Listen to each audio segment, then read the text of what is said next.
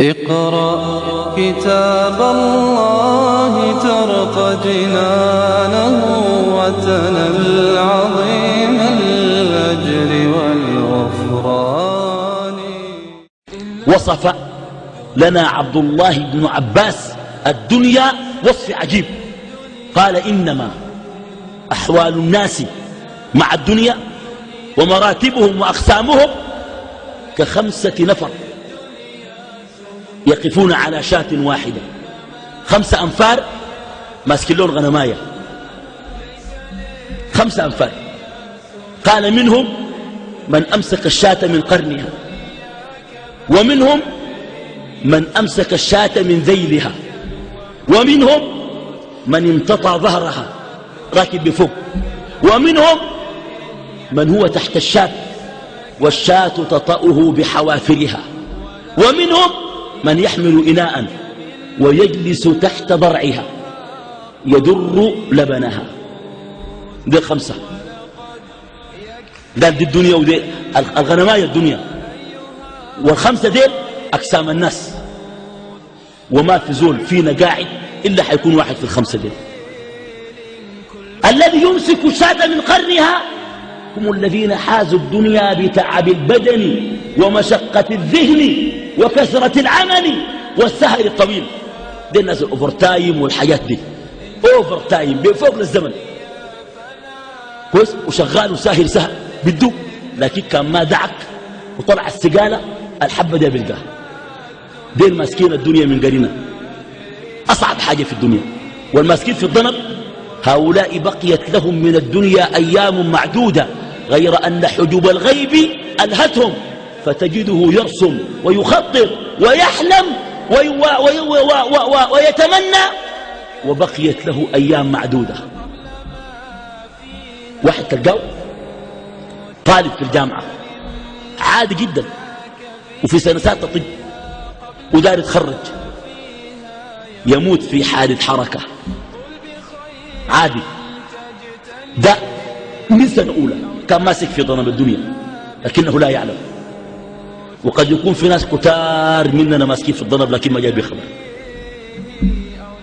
أنا بعرف شخص يتخرج من الجامعة بتقدير امتياز، وحضر الماجستير بامتياز، وحضر الدكتوراه، وكتب الدكتوراه، وجاي من الأقاليم عشان يناقش الدكتوراه. بعد يومين جاي الخرطوم يجنب ووزع النسخ على المناقش الداخلي والمناقش الخارجي والمشرف فقط للنقاش. مات في حادث حركة في القضارف. المشرف لما قال له فلان ده ما صدق، السماعة وقعت منه. هو قايل نفسه قاعدين وين الناس؟ قاعدين في اللحظة ولا كيف؟ ممكن يموت في أي لحظة. دين الناس الماسكين الدنيا من الضنب. أما الناس الراكبين دين الحكام الملوك راكبين بفوق الدنيا، لكن الركوب ده ما بطول. يعني النميري ركب في غنماية السودان 16 سنة ونزل، والقذافي راكب في غنماية ليبيا من سنة 69. ده ينزلوا الجليل الرحيم. الناس دي يعني بس قاعدين بفوق دي. أما الذي هو تحت حوافرها الشعوب دي البقل بيعملون ربط، يوقفون ناس الحركة في الشوارع يكرهوهم حياتهم عشان يطلعوا المرتبات. يقول لك والله يا إخواننا أنا مستاء جدا، مستاء، لأنه في تدخل أجنبي جاي. وأنا كنت بتمنى الحكومة أول شيء تواجه به التدخل الأجنبي المصالحة مع الشعب. يقولوا تاني زول بتاع حركة يحوم ما فيه إلا تقول تعمل كده وتبرر الناس وتوقفوا، لكن تشتري لك وصل وتحوم عشان الله يرضى علينا. يقولوا كنت بتخيل الحكومة حتوقف أي نوع من أنواع الجباية. يا إخواننا ببساطة شديدة دايرين الناس يرخصوا، قيمة الترخيص قللوها. بعد ذلك انت تشوف الفرامل وتشوف العربية وبتحرص على سلامة الناس.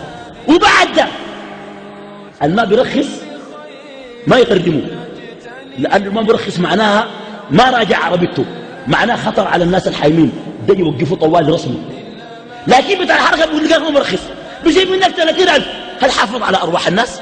يقول لك الترخيص عشان يعرف بتاع الحركة إنه تمشي ترخص عشان يراجعوا لك العربية. طيب إذا دفعوا 30,000 بالمناسبة فلان بيحسبوها، يقول لك أنا برخص ب 600 في السنة بلاقيني بتاع الحركة مرة، يحسب يقول يمكن ألاقيني 10 مرات، خلاص 300,000 يطلع جهزها، يقول ده أحسن من الترخيص. أعملوا الترخيص ب 150,000 إذا كنتوا فعلا قاصدين إنه تراجعوا أرواح الناس وتحافظوا على ممتلكاتهم وما قصدكم المال. كنت بتخيل إنه الضرائب الصحيحة يا إخواننا أسوأ ما في المجتمع الآن أن التجار يكذبون، ما بوريوا حقيقتهم، ما بوري يدس البضاعة وفي أشياء يبيعها بفاتورة وأشياء بدون فاتورة، والفاتورة غير القيمة الحقيقية. ما الذي دفعهم لهذا؟ ثم لو نقصوا الضرائب الناس بيدفعوا طواعية، وبالتالي بيكون كسبوا مصداقية الناس. كنت أتخيل إنه سوف ندفع التدخل الأجنبي بعناية الله وقوته لما يرحم من في الأرض ليرحمه من في السماء. وبالتالي الشعوب الحكام يدوسوا الغنماية والغنماية تدوس الشعوب. قال ليك أما القاعدين يحلبوا هؤلاء التجار الكبار أصحاب الصفقات الكبيرة، كويس، الواحد تلقاه لا بيع في زيت ولا بيوزن السكر برطه، يضرب تلفون موبايل شحنته خلاص نزل السفينة في الميناء 300 مليون يقول لك بمكالمة 300 مليون. ديل قاعدين تحت الغنماية لا ماسكين في قرن لا حاجة، بس قاعدين يحلبوا بالدنيا. اختصار صحابة، اختصار فهم.